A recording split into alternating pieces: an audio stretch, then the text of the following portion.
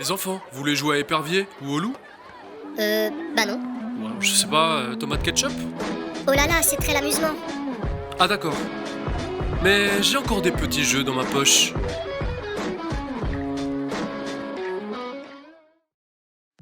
Alors aujourd'hui, pour le tout premier jeu de poche, j'aimerais parler d'un jeu qui m'a beaucoup marqué mon enfance. Donc pour ceux qui ont du coup fait du foot quand ils étaient plus jeunes, savent de quoi je parle. Les autres, ne vous inquiétez pas, on va en parler pendant la vidéo, ne stressez pas. Alors le Muring est un jeu qui se joue entre 3 et 14 joueurs. Minimum 3, mais à 3 vous allez pas vraiment vous amuser. On va dire que c'est jouable à partir de 3 joueurs.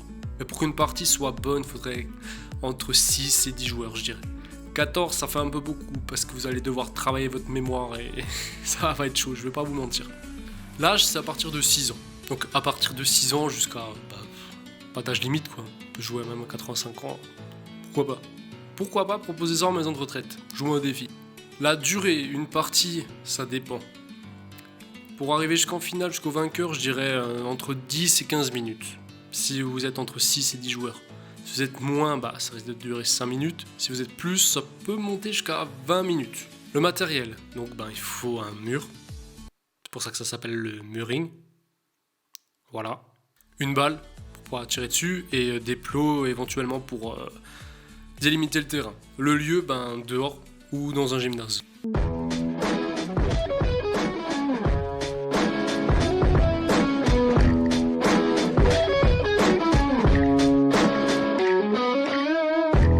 Alors, pour ce qui est de la règle du jeu, en fait, c'est assez simple.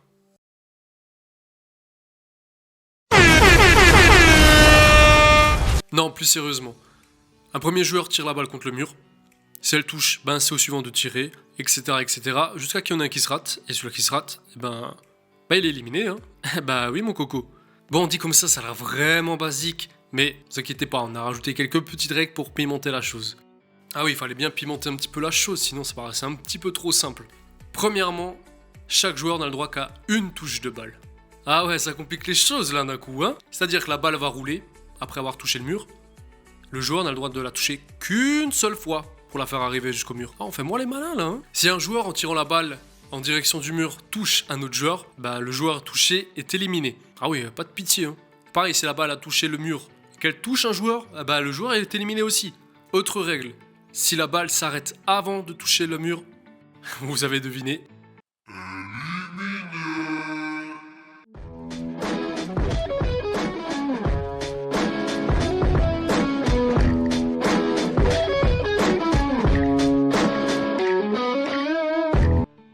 L'animateur définit l'ordre de passage.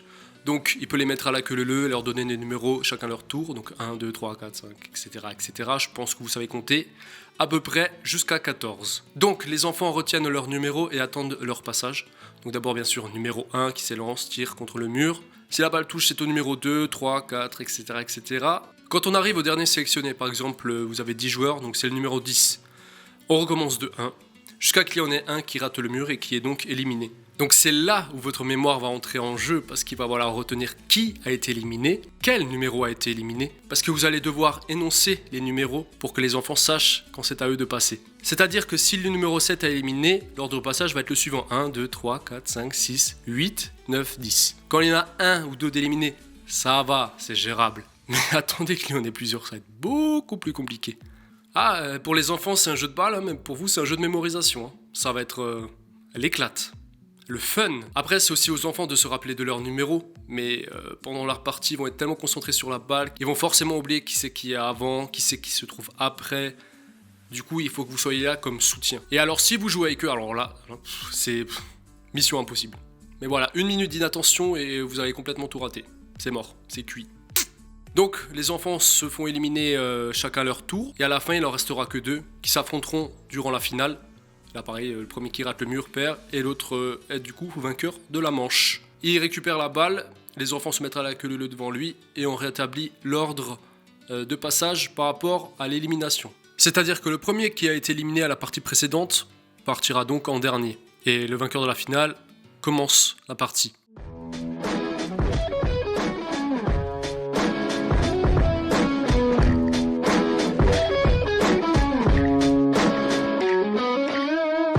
Alors pour mélanger les âges, il y a une astuce assez facile à mettre en place. On peut accorder 2 touches aux plus petits et ceux qui sont en difficulté. Ça leur permet de 1 de contrôler la balle et de 2 de l'envoyer contre le mur. Donc ça leur laisse un peu plus de chance contre les plus grands. Et d'ailleurs pour les plus grands, on peut rajouter encore une autre difficulté. On les oblige à jouer en talonnade, c'est-à-dire de tirer avec le talon. D'où le nom, talonnade. Voilà. Ensuite, autre variante, on peut définir un ordre inversé, c'est-à-dire que le premier éliminé, c'est lui qui commence. Ensuite, on peut éventuellement donner une vie au vainqueur, c'est-à-dire une fois qu'il ait gagné la finale, pour la partie d'après, s'il se rate, il a le droit d'utiliser sa vie pour rester en jeu. Ça, c'est un bon concept que les enfants aiment bien, mais il faut vraiment que le jeu soit équitable, que ce soit pas toujours les mêmes qui gagnent, parce que sinon, c'est toujours les mêmes en finale. Et enfin, si vous n'avez que des très grands, vous pouvez délimiter le terrain. Enfin, limiter le terrain du coup. Pour un petit peu compliquer la tâche, c'est-à-dire que la balle sort de la zone que vous avez délimitée, et c'est trop tard. Donc ça peut rajouter de la difficulté, et en général, les grands aiment bien ça.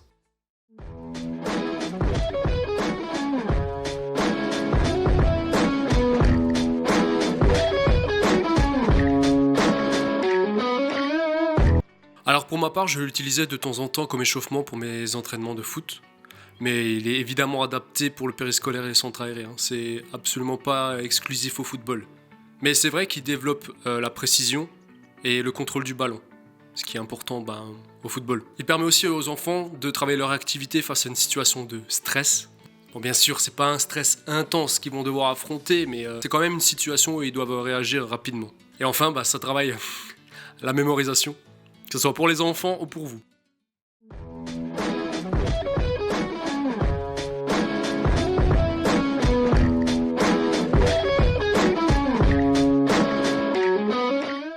Alors, mon périscolaire, c'est un jeu qui est très demandé. C'est un petit peu le Fortnite du foot, le Meuring. Parce qu'au début, on est 14 et au final, il en reste que 1. C'est un peu le même principe que les Battle Royale. Et c'est vrai que c'est un peu à la mode ces derniers temps auprès des enfants. Je pense que je dis n'importe quoi, mais j'essaie de trouver des raisons à pourquoi il plaît autant. C'est un jeu qui est facilement modulable, c'est-à-dire qu'on peut rajouter des difficultés pour les plus âgés, donner des astuces pour les plus jeunes, ce qui fait qu'on peut choisir de délimiter le terrain ou non, on peut choisir de donner une vie au vainqueur, de faire un ordre inversé. On peut associer plein de variantes en même temps et ça fonctionne tout de même. Bon, évidemment, un des problèmes, c'est la mémorisation. Si on reste attentif, ça reste gérable, mais c'est pas forcément évident. Alors peut-être mettre des dossards en place avec des numéros, mais encore faut-il avoir des dossards et pouvoir mettre des numéros dessus. Enfin bref, c'est pas évident. C'est pas ce qu'il y a de plus chiant, mais c'est pas forcément le plus agréable non plus dans ce jeu. Et enfin, le seul vrai problème que je n'ai pas encore parlé, c'est les éliminés. C'est-à-dire qu'une partie dure entre 10 et 15 minutes. Le premier éliminé va devoir attendre 10-15 minutes. Et si un autre animateur propose pas quelque chose à côté, il faut essayer de l'occuper pour pas qu'il s'ennuie. Soit on peut le laisser en jeu libre, mais on n'a pas la surveillance nécessaire. On peut lui demander d'encourager ses copains. Enfin, c'est pas évident de gérer les éliminés dans aucun jeu, je pense. Voilà, c'est tout pour le Meuring et c'est tout pour cette fois-ci. C'est tout pour ce jeu de poche numéro 1. Et sur ce, je vous fais la bise. Ciao!